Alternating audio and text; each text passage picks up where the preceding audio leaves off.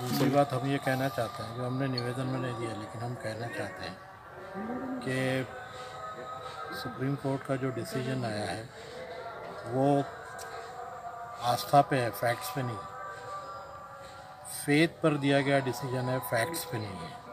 हम ये कहना चाहते हैं। दूसरी बात ये है कि डिसीजन आने के बाद लोग चुप नहीं बैठे हैं। लोगों ने मथुरा का इशू उठाया है, ज्ञानवापी का उठाया है। इस सिलसिले में हम ये कहना चाहते हैं कि कोर्ट को अब दूसरी मस्जिद के बारे में कोई इंटरटेन करना ही नहीं चाहिए।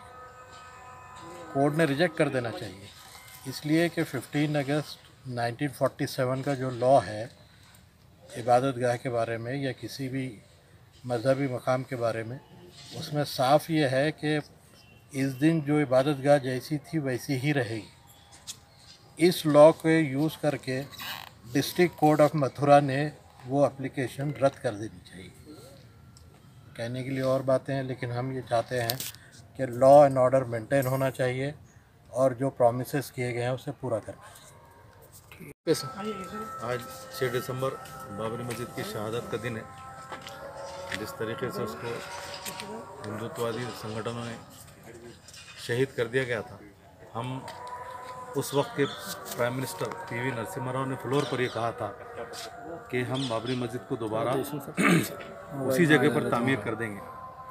हम उसी वादे को याद दिलाने के लिए हुकूमत के जो फ्लोर पे किया गया था, उसी वादे को याद दिलाने के लिए हमने आज एक निवेदन दिया है और हमने सरकार से राष्ट्रपति को ये डिमांड की है कि बाबरी मस्जिद उसी जगह पर दोबारा तामीर की जाए।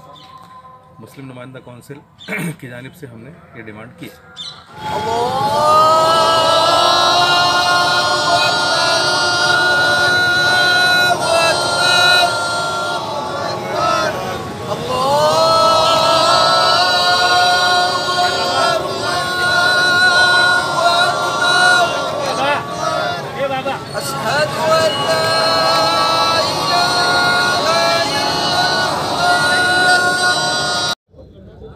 भारतीय जनता पार्टी संभाजीनगर के ओर से माननीय राज्यसभा के खासदार डॉक्टर भागवत जी कराड़ साहब, इनके नेतृत्व में ये महाआरती का आयोजन किया था।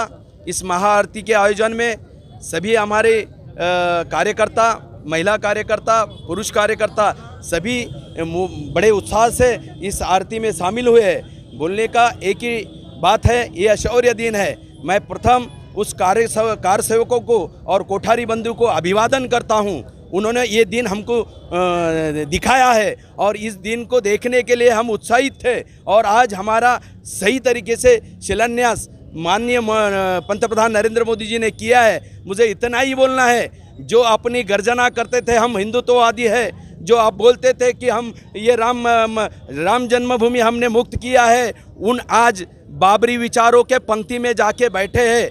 मेरे को याद आता है कि ये मराठवाड़ा निज़ाम के अंदर गुलाम था, तब माननीय पटेल जी ने आके निज़ाम को झुकाया था। आज दुर्दैव से देखना पड़ती ये शिवसेना पूरी निज़ाम को झुकी हुई है और निज़ाम के साथ ये काम कर रही है। और यही आने वाले संभाजीनगर के टाइम ये बता देंगे।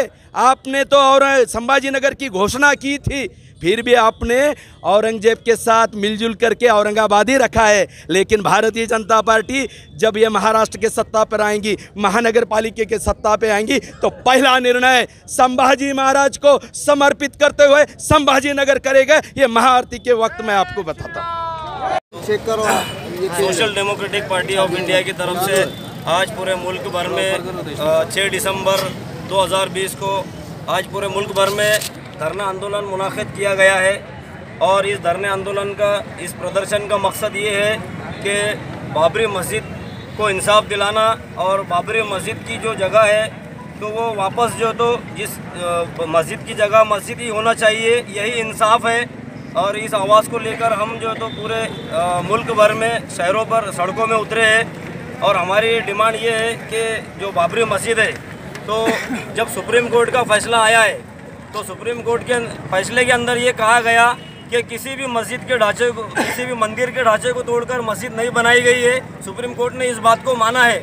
और इसके साथ साथ जो है तो 1949 में जो वहाँ पर जो तो दीवार को फलांग कर जो मूर्तियाँ रखी गई थी वहाँ पर, तो वो मूर्तियों को भी जो तो रखा गया है बोलकर जो तो इस बात को भी तस्लीम किया है सुप्रीम कोर्ट ने।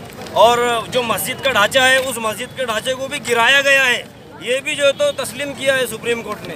तो जब ये मस्जिद के ढांचे को गिराया गया है तो फिर वो उसके जो कातिल है, जो गिराने वाले लोग हैं, तो वो बेशक जो तो कॉन्स्टिट्यूशन को नहीं मानने वाले लोग हैं। मुल्क की जो जमहूरियत का जो बाबरी मस्जिद जो है सिर्फ एक मुसलमानों का मसला नहीं है, बल्कि ये जो तो हिंदुस्तान की जो डेमोक्रेसी है, एक डेमोक्रेसी का एक अलामत है और एक जो तो हिंदुस्तान की एक पहचान थी। तो उस मस्जिद को गिराना यानी कि जो है तो जमहूरियत को गिराने के बराबर था। तो 6 दिसंबर 1992 को पूरे जो तो दिन दिवाले जो है पूरे मीडिया के सामने, पूरे पुलिस फोर्स के सामने संघ परिवार के जो गुंडे हैं, जो कार सेवक जिनको कहा जाता है, उन लोगों ने जो है तो खुले आसमान के नीचे ये घिनौना काम किया, डेमोक्रेसी को, जमहूरियत को जो तो तार तार किया और मस्जिद को जो तो शहीद किया। तो हमारी ये डिमांड है कि ये मस्जिद जो तो शहीद की गई है तो फिर वापस मुसलमानों को और मस्जिद को इंसाफ क्यों नहीं मिला? हर साल की तरह इस साल भी बाबरी मस्जिद की 28वीं बरसी के मौके पर रज़ा एकेडमी औरंगाबाद की जानिब से यहाँ पर अज़ान दी गई। और जिस तरीके से शरीयत के अहकाम है कि इस्लाम जो है वो अमन व शांति और पीस का मज़हब है, उसी तरीके से हम इतने बड़े मामले को, मस्जिद की शहादत के मामले को, हम अपने गम व गुस्से का इजहार ऐसे ही पीसफुल तरीके से करते हैं अल्हम्दुलिल्लाह। ये 28वीं बरसी थी और जिस तरीके से हम 6 दिसंबर 1992 में ये मामला पेश आया, इसको हम बड़ा ही मनहूस और काला दिन मानते हैं। और जो है तो इस दिन जो है तो सिर्फ मस्जिद का डिमोलिशन ही नहीं हुआ था। On this day, 6 December 1992 is not only the demolition of the masjid, but it is also simultaneously was the destruction of the Indian Constitution।